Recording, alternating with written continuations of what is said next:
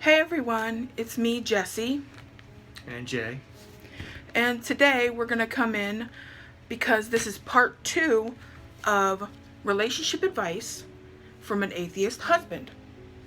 And he's going to give his opinions, thoughts, views, ideas, and he's kind of humorous a little bit, whatever. Remember, neither one of us are doctors, psychologists, psychiatrists, although we might need one. Escape But mental patient, there's a rumor. But anyways, on with the show. I hope you enjoy it. Thank you for stopping by and watching. Okay, so Jay and I have been together for 15 years so far, met online, all this and that, and I really want him to tell his aspect and his feelings about being married and the religious aspect of being married. Well, we were both Catholics when we first got together. And honestly, religion has never come into it. Even way back then. Our wedding, both we were in sort of the skeptic stage, kind of leaning toward Buddhism. And so, if anything, there was aspects of Buddhism in that ceremony. But there really wasn't much religion to it. Neither one of us really leans toward religion. Even Or clings to the idealism yeah. of religion and its meaning and thinking that we need it to survive. I mean, Jessie believes in a higher power of some kind, and she believes strongly in some kind of afterlife. I'm sort of on the fence on both. Because I'm half Cherokee Indian and that's just how I am spiritually. Otherwise, nothing have to do with religion. Meanwhile, I've never seen anything that convinces me of it. I'm open to the idea, but never seen anything.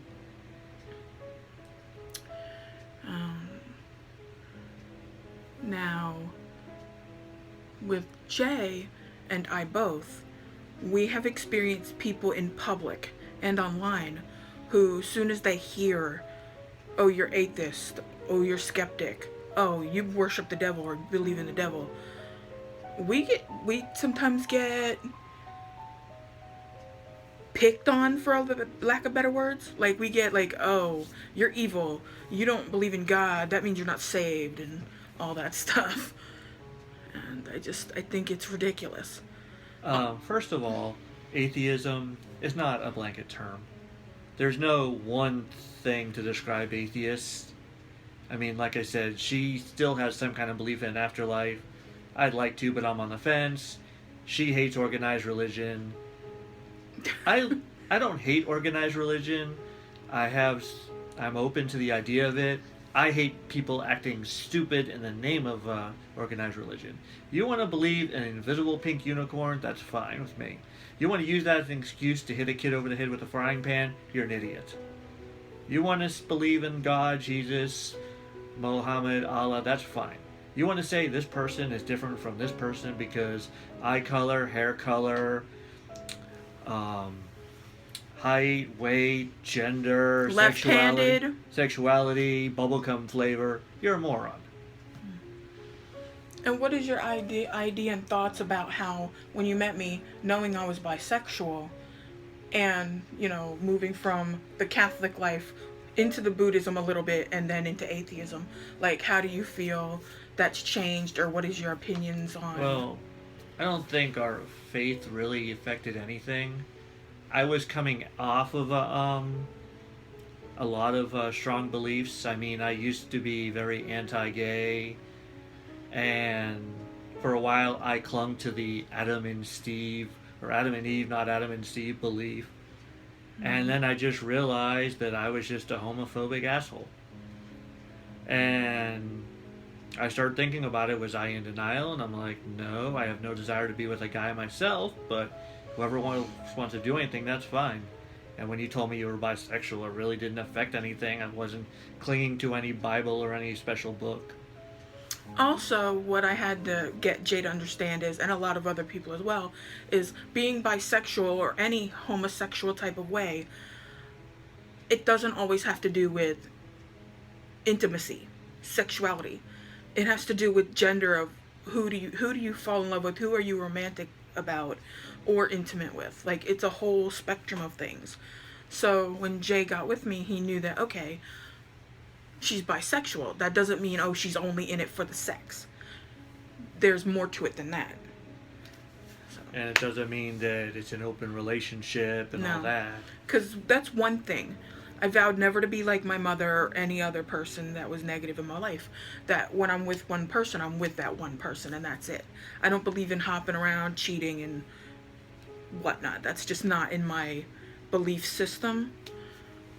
Now, I want you, because this is relationship advice. Mm-hmm. We've been together a long time. Mm-hmm. So what is some advice in a marriage relationship that you could give my audience? Well, first of all, I can tell you what not to do. You know those magazines in the supermarket, Cosmo and all that crap? Don't follow them. The ones that tell you, oh, if your significant other's too happy, they're cheating on you. Put Ipecac in their drink. Make them pay for it. Don't follow that crap. First of all, no two relationships are the same. What works with one couple is not going to be the same with another. Second of all, talk to each other. That sounds like it should go without saying, but it doesn't. You have to talk to each other. If there's a disagreement, if somebody gets on you, if the other person bothers you, talk to them. Ask them. Don't just hold it in and keep it in forever, because then you'll blow up. And none of the talk show crap like, oh, I couldn't reach him emotionally, so I went and cheated. That's crazy. You can't spend bullshit. 5 seconds saying, I don't feel, we need to talk some more. There's a problem. I mean, Jessie does that if she feels I'm being too distant from her, ignoring her, and vice versa. We have what I like to call come to Jesus meetings, although Jesus is not in it per se, but it's a serious moment when we have those discussions. And there are going to be discussions. There are going to be fights. There's going to be yelling. That's fine. Let it go.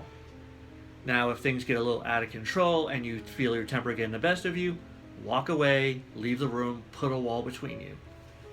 And at that point, you're probably going to keep venting. That's one point. Now, most of the time when you talk, I should say communicate, because it's talk and listen. But when you get to that fighting stage where you leave the room, stop listening. Because that other person's going to be venting. You're going to be venting. They need to stop listening. Leave the room, leave the freaking building, and just get it out of your system. Come back and put it back on the table. Because they're going to keep listening, and they're probably going to hear you say something that you truly don't mean. It's just that you're heated and upset. And you don't need to have a really perfectly good relationship go to hell because you said something that you weren't meaning. Right. We've done that. Mm-hmm. Oh, yeah. When you're together as long as we have thus far. Yeah. Mm-hmm. Like when I told you in the other video, I said, Jay, you're acting like an ass right now, because that's my thing that I say. Or he says, you're acting like a bitch right now. But you have to separate, because you don't want to be mean to one another, and you don't want to say things that you really don't mean. And you have to also remember that each of you are human beings, and that life is life, and you both have feelings and emotions and thoughts and ideas that are not always going to be compatible and match up to each other. So it would be stupid to waste all that time and be mean to each other and then want to be like breaking up, or want to be like mean to each other and sleep in separate rooms. And then the other thing is, when you start the relationship, everybody's got baggage. Everybody's got something from a past relationship, whether it's family, whether it's a past significant other. 2 things. First of all, if the other person has it, be understanding. Secondly, if you have it, leave it behind. This is a new relationship for you. And if you see similarities, that doesn't mean you need to jump on that person. If you were with an alcoholic, don't jump on the other person just because they take a drink. Now, if you see them doing the exact same thing, then... Is there any specifics that have pointed in your brain of what you're talking about? Your past family, and then if I do something that reminds you of my that, stepfather. Yes, then Yeah. you tend to jump in the on kitchen, me for that. Always in the kitchen. Like, seriously. I have to make another video about the whole dishes in the wrong place, and that's craziness. But what I'm saying is, if it's identical, Like if your past relationship had a short fuse, this person has a short fuse, that's one thing. But if that's not exactly 100% the same, leave your baggage behind. You're starting a new relationship, start from scratch. And he's not saying that it's not okay to have baggage. It's just learning how to cope with it and handle it and Don't learn make from your it. new person pay for what happened because of this idiot. Right. Because Jay almost dumped me when he heard, my name and his ex and all that was the same name and blah, blah, blah, blah, blah. But thankfully he gave me a chance. Also, my real father was a pot dealer, and when Jay found out, he freaked. And he almost broke up with me about that. But that's a whole nother soap opera in a basket. So any last thoughts? Any last like don't have more children if you're already having a crappy marriage. Don't spread the hate around between a couple because the children will be suffering. Is there any kind of let's keep this simple. If there's a problem in your relationship, nothing else is going to deal with the problem until you deal with the problem itself. So having kids thinking it'll improve your relationship isn't going to help if you can't even talk to each other. Going to church and God is not going to help if you don't talk to each other. I mean, you want to bring God into your relationship, that's great. But it shouldn't take the place of sitting across from the person saying, "Hey, this is what you're doing. It's pissing me off. We need to fix it."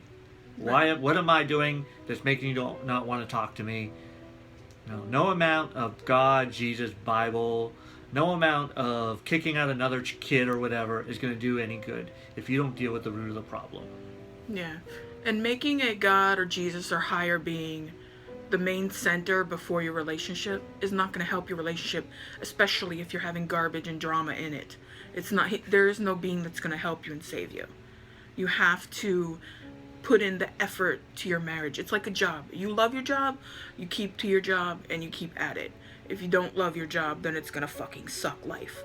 But a relationship is job. You have to work it, you have to understand it, you have to communicate, and you have to be there for one another. And remember that both of you have emotions, feelings, brains, and you both matter. And remember why you got together. And never, ever, ever go to bed angry at one another. Small things matter just as much as the bigger ones, but And this matters whether you're gay, straight, bi, tri, trans. A lot of labels for those. I don't know them all. I respect you at all. But no matter what, if you're not communicating, you don't get off just because you're different. Yes, absolutely. And so I hope we've answered your questions today. And of course, I'm Jessie. This is Jay. We're married and been a long time. And thank you for stopping by and watching the video. And I hope this helps. If you have any more questions, answer in the box below. Questions in the box below. And I'll make other videos. Remember, I'm with full screen through YouTube. And thank you for spending your time with us when you could probably be doing something else. But take care. Bye-bye.